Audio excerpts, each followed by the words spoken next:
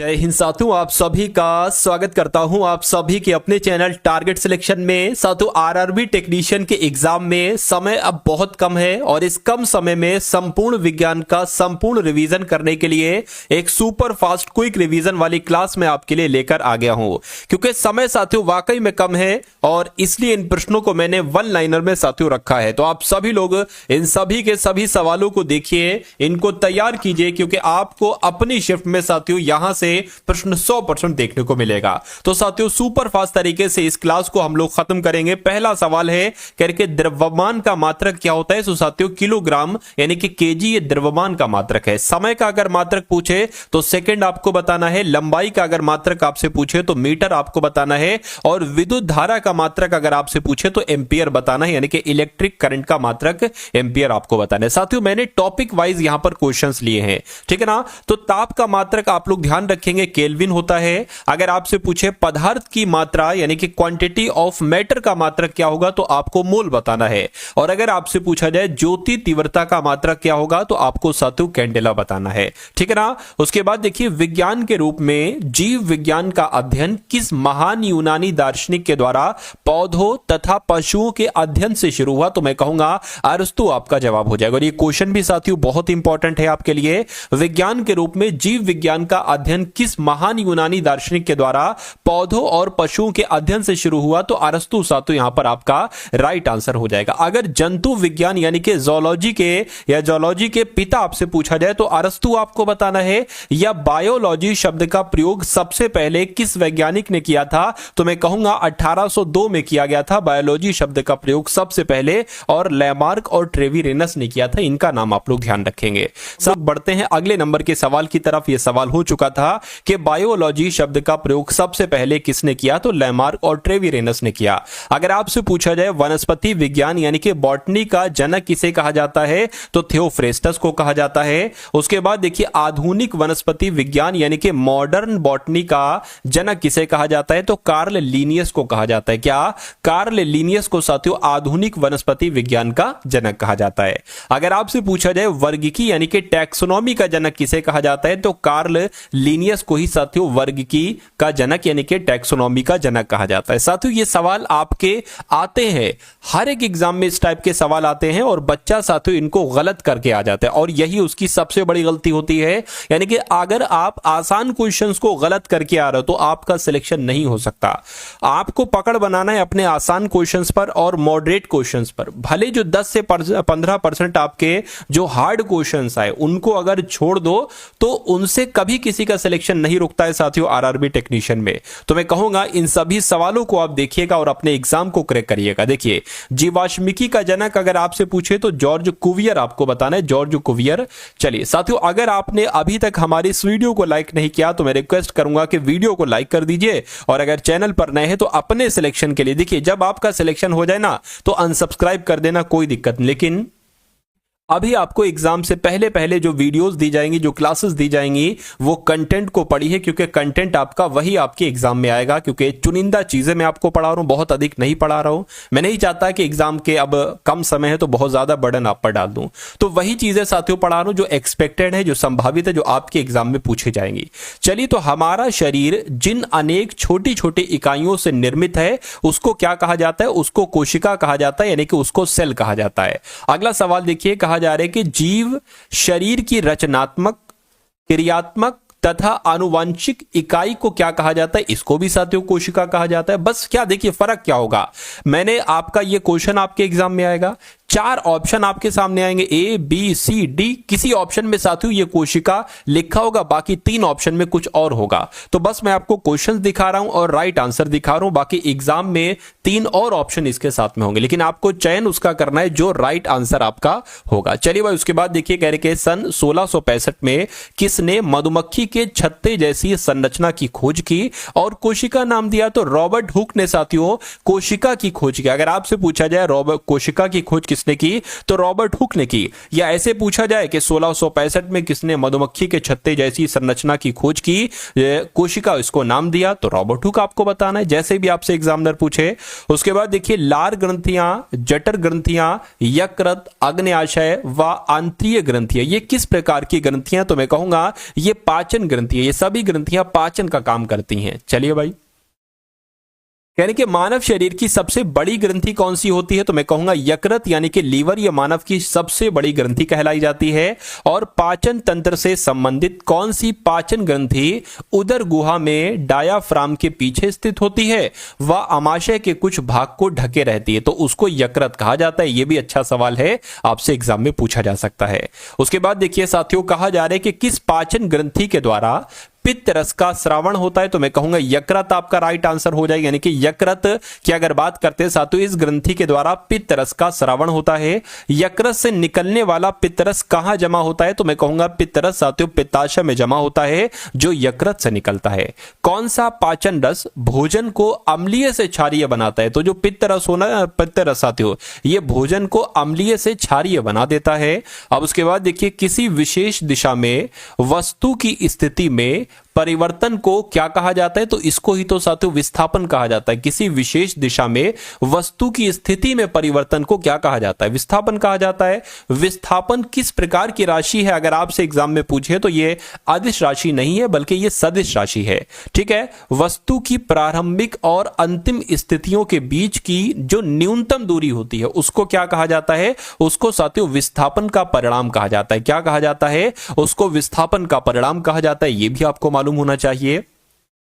यानी कि किसी वस्तु की प्रारंभिक व अंतिम स्थितियों के बीच की अल्पतम दूरी को विस्थापन कहते हैं, बिल्कुल सही। न्यूटन के गति के किस नियम के अनुसार प्रत्येक वस्तु अपनी एक समान गति की अवस्था अथवा विराम अवस्था में तब तक बनी रहती है जब तक कि उस पर कोई बाह्य बल ना लगाया जाए, तो यह आपसे पूछा जाएगा ये कौन सा नियम है, तो गति का प्रथम नियम ये कह रहा है। यानी कि न्यूटन के गति के प्रथम नियम के अनुसार प्रत्येक वस्तु अपनी एक समान गति की अवस्था में है अथवा विराम अवस्था में तब तक बनी रहती जब तक कि उस पर कोई बाह्य बल ना लगाया जाए। देखिए, अगर कोई वस्तु रुकी हुई अवस्था में है तो वो रुकी हुई अवस्था में ही रहेगी, अगर कोई वस्तु गतिमान अवस्था में है तो वो गतिमान अवस्था में ही रहेगी। तो ये गति का प्रथम नियम एक तरीके से इसके अकॉर्डिंग ये होता है। किस प्रकार का जड़त्व किस प्रकार का जड़त्व किसी वस्तु की विराम अवस्था में होने वाले परिवर्तन का विरोध करता है, तो विराम का जड़त्व कहते हैं। यानी कि किसी प्रकार का जड़त्व किसी वस्तु की विराम अवस्था में होने वाले परिवर्तन का विरोध करता है, तो विराम का जड़त्व उसे कहा जाता है। कह रहे कि जब रुकी हुई बस अचानक चलना शुरू कर देती है तो किसकी वजह से बस में खड़े व्यक्ति को पीछे की ओर झटका लगता है, तो इसी को साथियों विराम जड़त्व कहा जाता है। क्या इसी को साथियों विराम जड़त्व कहा जाता है। कह रहे कि किस जड़त्व के कारण पेड़ को हिलाने पर पत्तियां व फल पेड़ की डाल से गिर जाता है, तो इसको भी ये भी किस वजह से होता है, विराम जड़त्व, क्योंकि वो विराम रुकी हुई अवस्था में और एकदम उसको चला दिया गया, इस वजह से साथियों। ठीक है ना, जैसे कि एक और एग्जाम्पल देख लेंगे। कह रहे कि एक छड़ी से गर्म कंबल को पीटने पर किस जड़त्व के कारण, मैं कहूंगा विराम जड़त्व के कारण, इस कंबल के अंदर जो स्थित धूल के कण है वो गिरने लगते हैं। आपने भी देखा होगा कोई कंबल है, इस पर जब कोई लाठी है, कोई स्टिक है, कोई मारो तो जो इसके अंदर धूल होती है ना वो एकदम निकलने लगती है। चलिए, तो ये क्यों होती है, ये विराम जड़त्व के कारण होती है। मैं उम्मीद करता हूं ये चीजें आप लोग समझ चुके होंगे। साथियों, धीरे धीरे मैं लेवल उठाऊंगा, आपका विज्ञान का धीरे धीरे लेवल उठाऊंगा। चलिए, यानी कि किस प्रकार का जड़त्व किसी बाह्य बल की अनुपस्थिति में किसी वस्तु की गति की अवस्था में होने वाले परिवर्तन का विरोध करता है, तो इसको गति का जड़त्व कहते हैं। अभी था विराम का जड़त्व, अब यह है गति का जड़त्व। यानी कि किस प्रकार का जड़त्व, तो गति का जड़त्व किसी बाह्य बल की अनुपस्थिति में, जब कोई बाह्य बल साथियों, ठीक है ना, बाह्य बल एक तरीके से जब नहीं लगता है ना, तो किसी वस्तु की गति की अवस्था में होने वाले परिवर्तन का विरोध एक तरीके से गति का जड़त्व कहलाया जाता है। उसके बाद देखिए अगला सवाल है, किस प्रकार का जड़त्व किसी बाह्य बल की अनुपस्थिति में किसी वस्तु की अवस्था में होने वाले परिवर्तन का विरोध करता है? तो ये साथियों गति का जड़त्व कहलाया जाता है। कह रहे कि किस जड़त्व, दूसरा एग्जाम्पल है ये गति के जड़त्व का, किस जड़त्व के कारण चलती हुई बस या रेल से उतरने वाला व्यक्ति आगे की ओर गिर पड़ता है यदि वह रेल या बस के साथ बस की दिशा में कुछ दूर ना भागे? अगर ना भागे ना साथियों तो वो गिर जाता है। क्यों? क्योंकि गति का जड़त्व लगा हुआ होता है। किस बल के कारण ऊपर फेंका गया पत्थर धरती पर वापस आता है? तो यह गुरुत्वाकर्षण बल की वजह से साथियों धरती पर चीजें वापस आती हैं। तो कुल मिला के आंसर आपका जो जाएगा वो ऑप्शन तो है नहीं साथियों। उसके बाद देखिए नेक्स्ट नंबर का सवाल है, आपके स्क्रीन पर साथियों इस सवाल को देखिए। कह रहे कि किस बल के कारण उपग्रह ग्रहों के और ग्रह सूर्य के चक्कर लगाते हैं? तो यह काम भी गुरुत्वाकर्षण बल की वजह से होता है।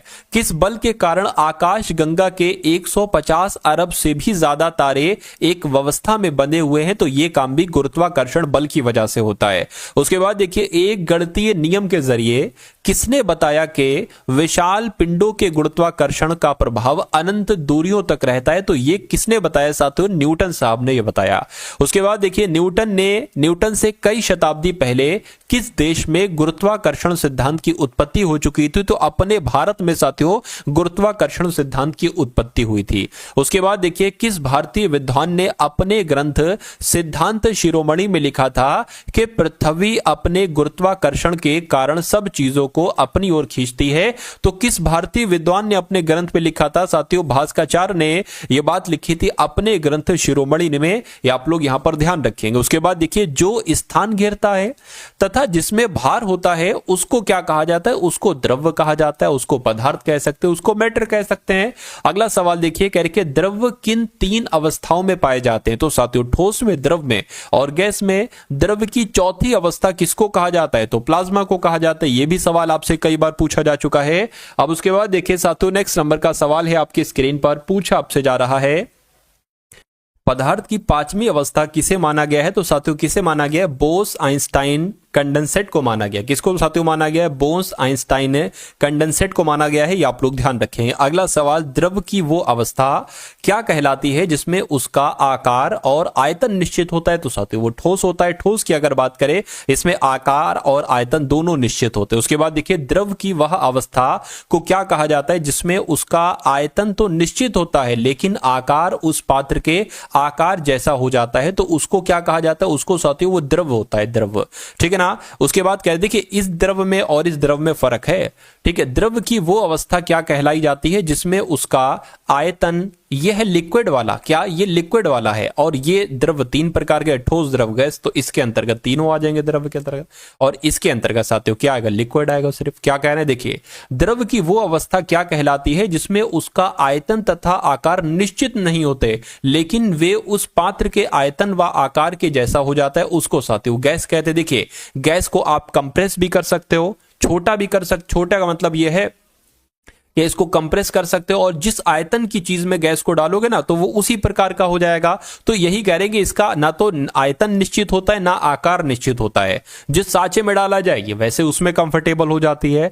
उसके बाद देखिए परमाणु की संरचना के बारे में सबसे पहले किसने 1808 में अपना सिद्धांत दिया और परमाणु को अविभाज्य बताया? तो जॉन डाल्टन ने परमाणु को अविभाज्य बताया और 1808 में अपना सिद्धांत दिया साथियों, ये आप लोग ध्यान रखेंगे। चलिए अब उसके बाद देखिए सर्वप्रथम किसने सुझाव दिया कि परमाणु विभाज्य है तथा आवेशित कणों से मिलकर बना है? तो यह बात किसने कही थी? जे थॉमसन ने कही थी। उसके बाद देखिए सबसे पहले किसने परमाणु की संरचना का एक प्रारूप दिया था? तो अर्नेस्ट रदरफोर्ड इनका नाम है और इन्होंने सबसे पहले परमाणु की संरचना का एक प्रारूप दिया था। उसके बाद देखिए परमाणु किन 3 मूल कणों से मिलकर बने होते हैं? तो परमाणु इलेक्ट्रॉन, न्यूट्रॉन और प्रोटॉन से साथियों मिलकर बने होते हैं। उसके बाद देखिए सबसे पहले किसके परमाणु मॉडल प्रकाश में आए? प्रोटीन की व्यवस्था समझने में असफल रहे? तो मैं कहूंगा थॉमसन और रदरफोर्ड आपका जवाब हो जाएगा। ठीक है ना। तो सबसे पहले थॉमसन और रदरफोर्ड के परमाणु मॉडल प्रकाश में आए, प्रोटॉन की व्यवस्था समझाने में असफल रहे थे। किस डेनिश भौतिक विज्ञानी ने रदरफोर्ड के नाभिकीय मॉडल के दोषों को प्लांक के क्वांटम सिद्धांत की सहायता से दूर किया? तो साथियों किस डेनिश भौतिकी विज्ञानी की बात चल रही है? नील्स बोर की बात चल रही है। उसके बाद देखिए विश्व का विशालतम जंतु कौन सा है? तो नीली व्हेल जो है ना, नीली व्हेल साथियों, यह विश्व का सबसे विशालतम जंतु है। नीली व्हेल की लंबाई कितने मीटर होती है? तो साथियों 30 मीटर होती है इसकी लंबाई। सबसे बड़ा स्तनी कौन सा है? तो नीली व्हेल की अगर बात करें सबसे बड़ा स्तनी है। सबसे विशालकाय स्थली स्तनी कौन सा है? तो हाथी है। और सबसे बड़ा सर्प कौन सा है? तो साथियों अजगर है। ठीक है ना, ये सभी के सभी वन लाइनर चीजें जो मैं आपको बता रहा हूं क्वेश्चन से, ये आपको साथियों ध्यान रखना है। सबसे बड़ी मछली की अगर बात करें तो रिनोडॉन टाइपस की अगर बात करें तो ये सबसे बड़ी मछली है। और सबसे पुराना प्राइमेट कौन सा है? तो लीमर सबसे पुराना प्राइमेट है। सबसे बड़ा मोलस्क कौन सा है? तो साथियों ज्वाइंट स्क्विड क्या है? सबसे बड़ा मोलस्क है। सबसे पुराना ऑर्थोपोड कौन सा है? तो पेरीपेटस की अगर बात करें ये सबसे पुराना ऑर्थोपोड है। साथियों अगर आप ये पीडीएफ लेना चाहते हो और बिल्कुल फ्री पीडीएफ लेना चाहते हैं तो ये पीडीएफ आपको अवेलेबल हो जाएगी। कैसे ये पीडीएफ अवेलेबल होगी? देखिए जो आप साथियों 45 रुपीज में आपको जो पीडीएफ दी जाएगी ना साथियों, उसके साथ आपको ये पीडीएफ मिल जाएगी। ठीक है ना, चलिए। और अगर कोई दिक्कत हो आपको पीडीएफ वगैरह लेने में तो डिस्क्रिप्शन में साथियों लिंक है, वहां से जाकर आप डायरेक्ट उस पीडीएफ को ले सकते हैं व्हाट्सएप पर ही पेमेंट करके। उसके बाद देखिए सबसे बड़े सिलेंट्रेट कौन सा है? तो साइनिया व जेलीफिश की अगर बात करें सबसे बड़े सिलेंट्रेट है। उसके बाद देखिए सबसे पुराना स्तनी कौन सा है? तो एकिडना है। सबसे बड़ा स्थलीय पक्षी कौन सा है? तो शुतुरमुर्ग है। सबसे बड़ा अंडा किसका होता है? तो शुतुरमुर्ग का होता है। सबसे पुराना कपी कौन सा है? तो गिब्बन है। और विश्व में सबसे विषैला सर्प की अगर बात करें तो पेनिनसुलर टाइगर सर्प है जो ऑस्ट्रेलिया में पाया जाता है। सबसे लंबा आवृत बीजी पौधा कौन सा है? तो यूकेलिप्टिस है। विश्व का सबसे छोटा पुष्पीय पौधा कौन सा है? तो वोल्फिया है। और सबसे बड़ा फूल कौन सा है? तो रिफ्लेशिया है। उसके बाद देखिए नेक्स्ट नंबर के क्वेश्चन है सबसे छोटे बीज किस पादप के होते हैं? तो आर्किड्स के होते हैं। किसके साथियों? आर्किड्स के होते हैं। उसके बाद देखिए सबसे बड़ा फल किस पादप का होता है? तो लोडोरिसिया का, जो एक तरीके से सबसे बड़ा जो होता है ना, ये सबसे बड़ा साथियों फल होता है किस पादप का? तो लोडोरिसिया का। उसके बाद देखिए मानव शरीर में अस्थियों की कुल संख्या कितनी होती है? तो 206 होती है। मानव शरीर में सबसे छोटी अस्थि की अगर बात करें तो कौन सी है? तो साथियों स्टेपीज है। कौन सी है? स्टेपीज है। ये भी आप लोग ध्यान रखेंगे। सबसे छोटी अस्थि स्टेपीज ये कहां पर पाई जाती है? ये कान में पाई जाती है, यानी कि कर्ण में पाई जाती है और मध्य में पाई जाती है, मतलब कान के मध्य वाले भाग में। मानव शरीर में सबसे लंबी अस्थि कौन सी है? तो फीमर है। मानव शरीर में सबसे लंबी अस्थि फीमर ये कहां पर पाई जाती है? तो ये जांघ में पाई जाती है, जंघा भी कहते हैं। मानव शरीर में कशेरुकाओं की कुल संख्या कितनी होती है? तो साथियों 33 होती है। ये भी आप लोगों को याद रखना है। चलिए भाई, किस प्रकार के कार्बनिक यौगिक शरीर की सामान्य वृद्धि तथा रोगों से रक्षा के लिए आवश्यक होते हैं? तो विटामिन होते हैं। किस प्रकार के कार्बनिक यौगिकों का ऊर्जा स्रोत के रूप में कोई महत्व नहीं है, लेकिन शरीर के विभिन्न उपापचयी प्रक्रमों पर वे नियंत्रण रखते हैं? तो किसकी बात चल रही है? विटामिन की बात चल रही है। विटामिन से ऊर्जा नहीं मिलती है साथियों, ठीक है, शरीर, लेकिन शरीर के विभिन्न उपापचयी प्रक्रमों पर यह नियंत्रण करते हैं। उसके बाद देखिए विटामिन को इनकी घुलनशीलता के आधार पर किन दो भागों में विभाजित किया गया है? तो जल में घुलनशील विटामिन और वसा में घुलनशील विटामिन। तो ये भी आप लोग ध्यान रखेंगे। जल में घुलनशील विटामिन कौन कौन से हैं? तो जल में घुलनशील विटामिन विटामिन बी और विटामिन सी हैं। जबकि अगर बात करते हैं कि वसा में कौन कौन से घुलनशील विटामिन है, तो कीड़ा आप लोग ध्यान रखेंगे, यानी कि विटामिन के, विटामिन ई और विटामिन डी और साथियों विटामिन ए। ठीक है ना, चलिए अब उसके बाद देखिए नेक्स्ट नंबर का सवाल है विटामिन ए का रासायनिक नाम क्या है? तो रेटिनॉल विटामिन ए का रासायनिक नाम है। साथियों पूरी विज्ञान के जो सबसे अहम, जो सबसे महत्वपूर्ण टॉपिक हैं, उन सभी टॉपिक्स के जो सबसे इंपॉर्टेंट क्वेश्चन है साथियों, उनको इस वीडियो में कवर अप किया गया। तो आप इस वीडियो को बहुत अच्छे तरीके से देखिए। और मैं कहूंगा अब जो वीडियो आए, क्या अब जो साथियों वीडियो आए आरआरबी टेक्नीशियन के लिए, उसको भी आप जरूर देखा करिए, क्योंकि एक एक क्लास में साथियों में क्या ले लेता हूं, पूरी विज्ञान को ले लेता हूं क्वेश्चन से इंपॉर्टेंट, करंट अफेयर के भी उसी में क्वेश्चंस होते हैं, रीजनिंग के भी, मैथ के भी। तो एक जो मॉडल पेपर वाली साथियों डेली आपकी वीडियो आती है ना, उसको जरूर लिया करिए। चलिए विटामिन ए की कमी से कौन सा रोग उत्पन्न होता है? तो रतौंधी विटामिन ए की कमी से होती है। संक्रमण का शिकार होना, संक्रमण का खतरा बढ़ जाना विटामिन ए की कमी से, और त्वचा में परिवर्तन भी विटामिन ए की कमी से ही आते हैं। विटामिन ए के मुख्य स्रोत कौन कौन से हैं, यानी कि विटामिन ए आप कैसे ले सकते हैं? तो दूध से, घी से, मक्खन से, टमाटर से, पीले फल से, सब्जियों से, मछली के तेल से और अंडे की जर्दी से। विटामिन बी का रासायनिक नाम क्या है? तो विटामिन बी का रासायनिक नाम थायमिन है। विटामिन बी1 की कमी से कौन सा रोग हो जाता है? तो बेरी रोग हो जाता है। विटामिन बी1 आप कहां कहां से प्राप्त कर सकते हैं? तो मूंगफली से, तिल से, गेहूं से, दाल से, चावल से, खमीर से और सूखी मिर्च में भी विटामिन बी1 पाया जाता है। विटामिन बी2 का रासायनिक नाम क्या है, केमिकल नाम क्या है साथियों? तो आप लोग ध्यान रखेंगे, राइबोफ्लेविन है। क्या? राइबोफ्लेविन विटामिन बी2 का रासायनिक नाम है। अगला सवाल देखिए, मानव शरीर में रुधिर की मात्रा कितनी होती है? ये आपसे पूछा जा रहा है।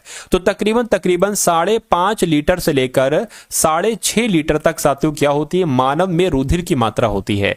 मानव शरीर में रुधिर की मात्रा शरीर के भार का लगभग कितने फीसदी होती है? तो 7%, 7% होती है। ये हम लोग यहां पर कह सकते हैं। यानी कि अगर किसी का वजन 100 किलो है, सपोज दैट, तो उसके पास 7 लीटर क्या होगा? ब्लड होगा। उसी प्रकार साथियों किसी का वजन कितना है? तो 50 किलो। 50 किलो वजन तो बहुत कम होता है, तो वही लगभग 3.5-4 किलो के आसपास उसका होना चाहिए। लेकिन कोई अगर है तो तकरीबन वो 70 केजी के आसपास का है, तो नॉर्मल उसका वेट 65 से 70 कहलाएगा, और नॉर्मल ये आपका कहलाएगा। चलिए अब उसके बाद देखिए, मानव रुधिर का पीएच मान कितना होता है? तो 7.4 मानव रुधिर का पीएच मान होता है। पुरुषों में महिलाओं की अपेक्षा कितना अधिक रुधिर होता है? तो 1 पॉइंट नहीं बल्कि आधा लीटर, ये लिखा हुआ 1/2 आधा लीटर अधिक होता है।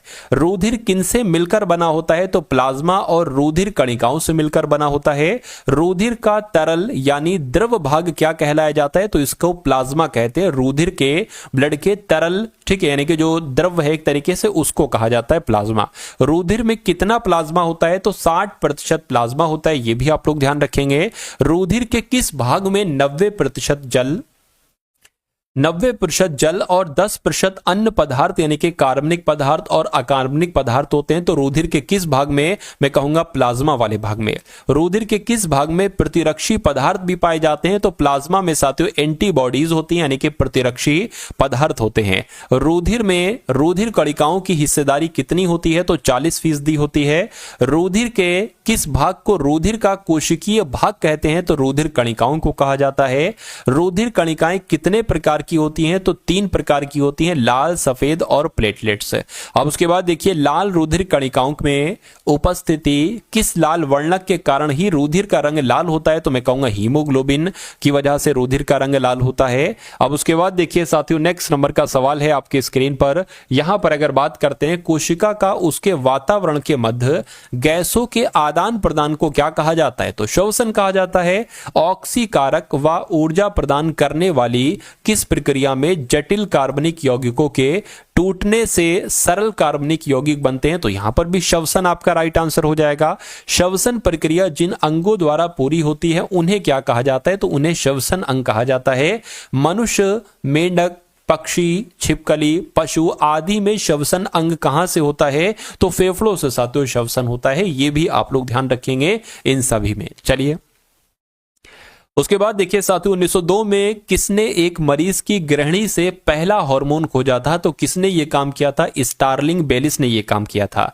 स्टार्लिंग व बेलिस द्वारा खोजा गया पहला हार्मोन कौन सा था साथियों? तो सिक्रेटिन था। क्या? सिक्रेटिन था। ये भी आप लोगों को याद रखना है। 1905 में किसने हार्मोन शब्द दिया? तो साथियों स्टार्लिंग ने 1905 में हार्मोन शब्द दिया। आंसर आपका हार्मोन हो जाएगा। हार्मोन ने स्टार्लिंग हो जाएगा। मनुष्य में कुल कितनी अंतःस्रावी ग्रंथियां पाई जाती हैं? तो 9 अंतःस्रावी ग्रंथियां पाई जाती हैं। किस अंतःस्रावी ग्रंथि को मास्टर ग्रंथि कहा जाता है? तो पिट्यूटरी ग्रंथि को साथियों मास्टर ग्रंथि कहा जाता है। सबसे बड़ी अंतःस्रावी ग्रंथि कौन सी है? तो साथियों थायराइड की अगर बात करें, यही सबसे बड़ी अंतःस्रावी ग्रंथि है। सबसे छोटी अंतःस्रावी ग्रंथि कौन सी है? तो साथियों पिट्यूटरी है। और किस अंतःस्रावी ग्रंथि को आकस्मिक ग्रंथि भी कहा जाता है? तो एड्रिनल को आकस्मिक ग्रंथि भी कहा जाता है। आप लोग यहां पर याद रखेंगे।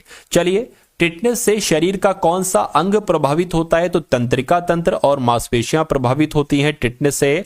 हैजा यानी कि कॉलरा किस जीवाणु से होता है? तो विब्रियो कॉलरी से होता है। यह भी आप लोग यहां पर याद रखें। उसके बाद देखिए, साथियों चंद मिनट की अब क्लास बची है। देखिए हैजा से शरीर का कौन सा अंग प्रभावित होता है, तो आंत और आहार नाल होता है, आंत और आहार नाल होता है। टिटनेस की बात करें तो तंत्रिका तंत्र और मांसपेशियां, और अगर हैजे की बात करें तो आंत और आहार नाल प्रभावित होता है। उसके बाद देखिए साथियों कॉरिनी बैक्टीरियम डिप्थीरी कौन से अंग का रोग है, तो ये डिप्थीरिया का रोग है। डिप्थीरिया से शरीर का कौन सा अंग प्रभावित होता है, साथियों श्वास नली प्रभावित होती है। काली खांसी किस जीवाणु से होती है, तो बेसिलिस पर्ट्यूसिस से होती है। साथियों काली खांसी आप लोग याद रखेंगे। काली खांसी से शरीर का कौन सा अंग प्रभावित होता है, तो श्वसन तंत्र साथियों प्रभावित होता है। ट्रिपोनेमा पैलिडम कौन सा रोग है, तो ये सिफिलिस साथियों रोग है। उसके बाद देखिए सिफिलिस से शरीर का कौन सा अंग प्रभावित हो जाता है, तो जनन अंग, मस्तिष्क और तंत्रिका तंत्र प्रभावित हो जाता है सिफिलिस से। उसके बाद देखिए नाइसेरिया गोनोरी नाइसेरिया से कौन सा रोग होता है, तो साथियों गोनोरिया नाम का रोग हो जाएगा। उसके बाद देखिए अगला सवाल कह रहे कि कोक्सीलिया बर्नेटी से कौन सा रोग होता है, तो क्यू फीवर होता है। उसके बाद देखिए पास्ट्यूरेला पेस्टिस से कौन सा रोग होता है, तो प्लेग नाम का रोग होता है। और चेचक किस विषाणु से होता है, तो वेरियोला वायरस से होता है। चेचक से शरीर का कौन सा अंग प्रभावित होता है, तो पूरा शरीर प्रभावित होता है साथियों चेचक से। माता यानी कि चिकन पॉक्स किस विषाणु से होता है, तो वेरिसेला वायरस से होता है। आप लोग ध्यान रखेंगे। माता से शरीर का कौन सा अंग प्रभावित होता है, तो संपूर्ण शरीर। और गलसोत किस विषाणु से होता है, तो मम्स वायरस से होता है। गलसोत से शरीर का कौन सा अंग प्रभावित होता है, तो पैरोटिड ग्रंथि प्रभावित होती है। चलिए साथियों इतने ही क्वेश्चन है जो आपके सामने। खसरा किस विषाणु की वजह से होता है, ये भी आप लोग ध्यान रखेंगे। मोरबिली वायरस की वजह से खसरा हो जाता है। खसरा से शरीर का कौन सा अंग प्रभावित होता है, तो इससे भी संपूर्ण शरीर प्रभावित होता है। और पोलियो किस विषाणु से होता है, तो पोलियो वायरस से ही पोलियो विषाणु होता है। साथियों ये भी आप लोग यहां पर याद रखेंगे भाई। बहुत बढ़िया, वेरी गुड क्लास। साथियों कैसी लगी आपको ये क्लास, एक बार कमेंट करके आप लोग जरूर बताइएगा। चैनल पर अगर नए हैं तो मैं कहूंगा चैनल को साथियों सब्सक्राइब कर लीजिए। भले आरआरबी टेक्नीशियन अपनी शिफ्ट के बाद आप अनसब्सक्राइब कर दें, लेकिन अभी के लिए साथियों सब्सक्राइब कर लीजिए, क्योंकि ऐसा कंटेंट मैं आपको देने वाला हूं जो आपको पूरे यूट्यूब पर कहीं नहीं मिलेगा। और ये समझ लीजिए वहां से पेपर